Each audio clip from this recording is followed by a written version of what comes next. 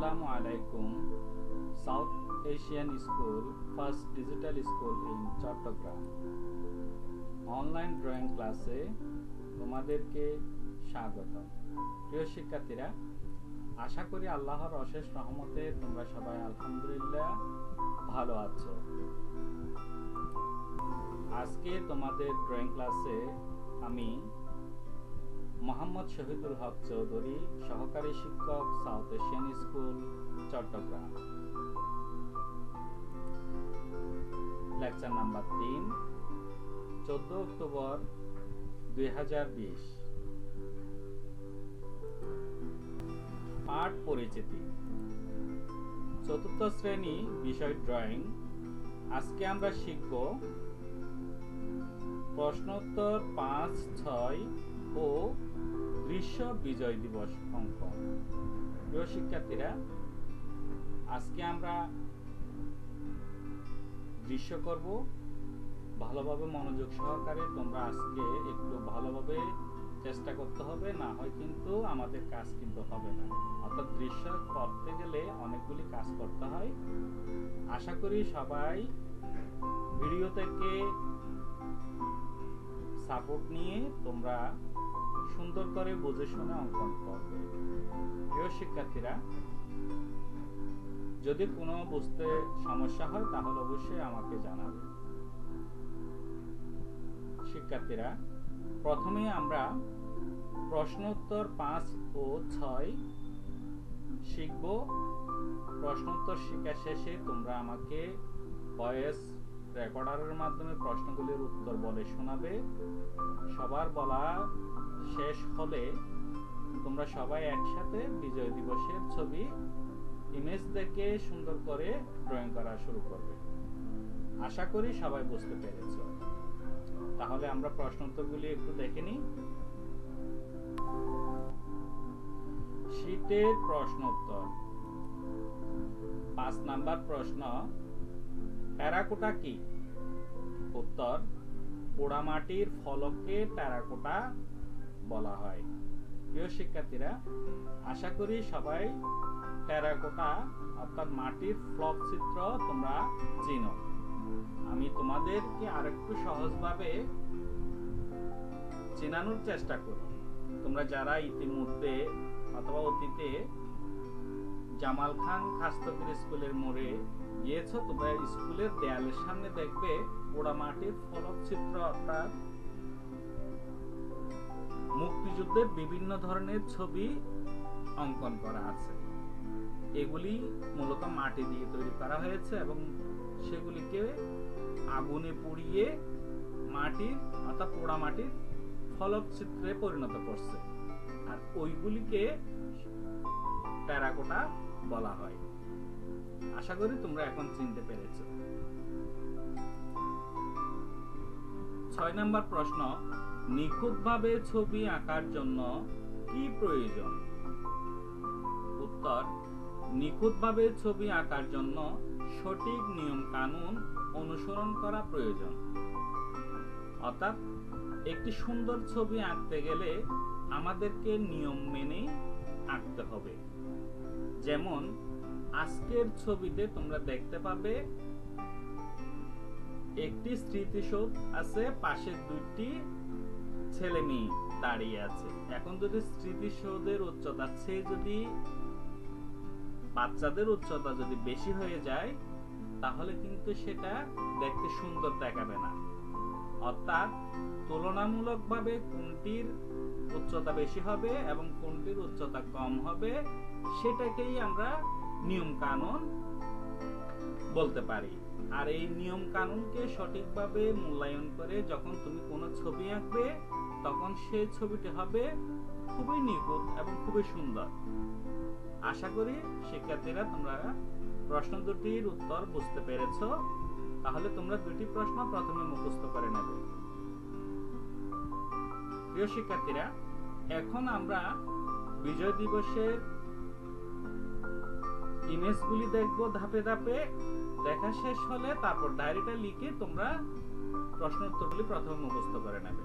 তাহলে শুরু করা যাক।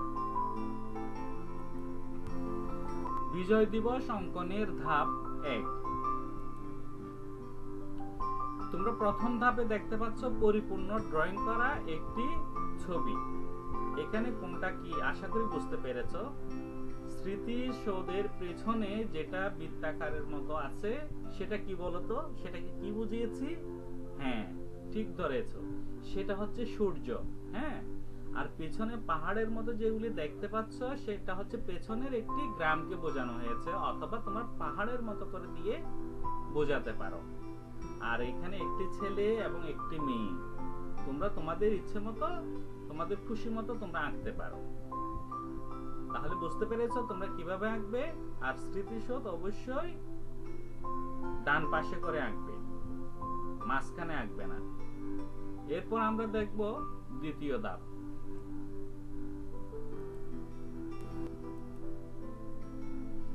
এই দ্বিতীয় ধাপ থেকে আমরা চতুর্থ ধাপ পর্যন্ত রঙের স্টেপগুলি দেখব, কিভাবে রঙগুলি করা হয়েছে। প্রথমে দেখো, আমি আকাশের রং হালকা নীলের সাথে সাদা রংটা ব্যবহার করেছি, তোমরা একইভাবে ব্যবহার করবে।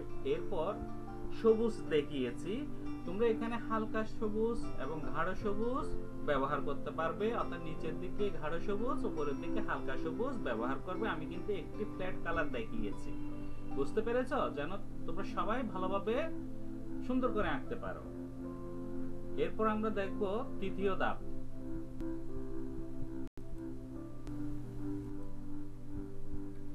তৃতীয় ধাপে আমি দুইটি জায়গায় রং দেখিয়েছি।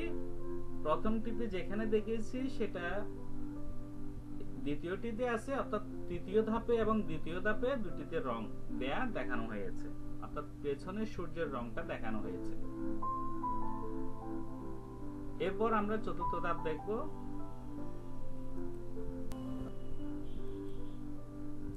চতুর্থ ধাপে আমি পরিপূর্ণ একটি রং সহ তোমাদেরকে বিজয় দিবসের দৃশ্য উপস্থাপন করলাম। এখানে যেভাবে রং দেখা যাচ্ছে তোমরা গ্রেড আকারেও করতে পারো অথবা ফ্ল্যাট আকারেও করতে পারো। আশা করি তোমরা বুঝতে পেরেছো। প্রিয় শিক্ষার্থীরা, এখন আমরা দেখব এই বিজয় দিবসে কি কি রং ব্যবহার করা হয়েছে।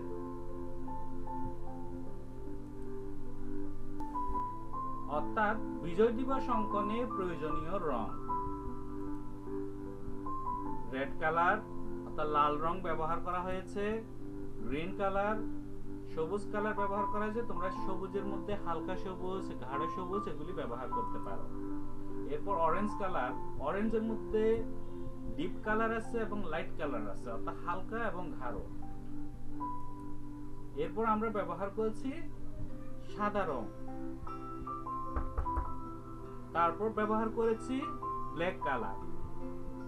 এখন দেখো পরিপূর্ণ দৃশ্যটি আরেকবার। তাহলে তোমরা এইভাবে ছবিটি অঙ্কন করে সুন্দর করে আমাকে ইমেজ তুলে দ্রুত পাঠিয়ে দেবে। আশা করি সবাই বুঝতে পেরেছো। কোনো সমস্যা হলে অবশ্যই তোমরা আমাকে ভয়েস মেসেজের মাধ্যমে জানাবে। প্রিয় শিক্ষার্থীরা, তোমরা এখন আজকের ক্লাসের ডায়েরিটা লিখে নাও।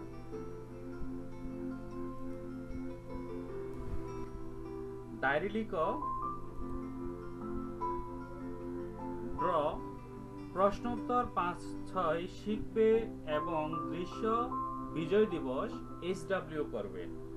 শিক্ষার্থীরা, তোমরা আমাকে একদম ক্লাসের সময়ের মধ্যে যে বিজয় দিবসের ছবি এঁকে পাঠাতে হবে এমন কোনো কথা নেই, কারণ তোমরা যদি বাসায় ভালোভাবে সময় নিয়ে যদি পরে আমাকে পাঠাও তাহলে আমি বুঝতে পারবো কার কতটুকু আঁকার দক্ষতা আছে। প্রশ্নগুলির উত্তর তোমরা ক্লাস সময়ে আমাকে জানিয়ে দেবে শিখে। আর দৃশ্যটি যদি না পারো ওই সময়ে, তাহলে তোমরা 12টার পর অর্থাৎ 12টা থেকে 4টা, বিকাল 4টার মধ্যে আমাকে অবশ্যই ইমেজ আকারে পাঠিয়ে দেবে। শিক্ষার্থীরা, আজকের মতো ভিডিও ক্লাস থেকে আমি বিদায় নিচ্ছি, তবে আমি অনলাইনে ক্লাস শেষ না হওয়া পর্যন্ত আছি। আজকের মতো বিদায় নিচ্ছি আমি। তোমরা সবাই সুস্থ থাকবে। তোমাদের সবাইকে ধন্যবাদ। আসসালামু আলাইকুম, আল্লাহ হাফেজ।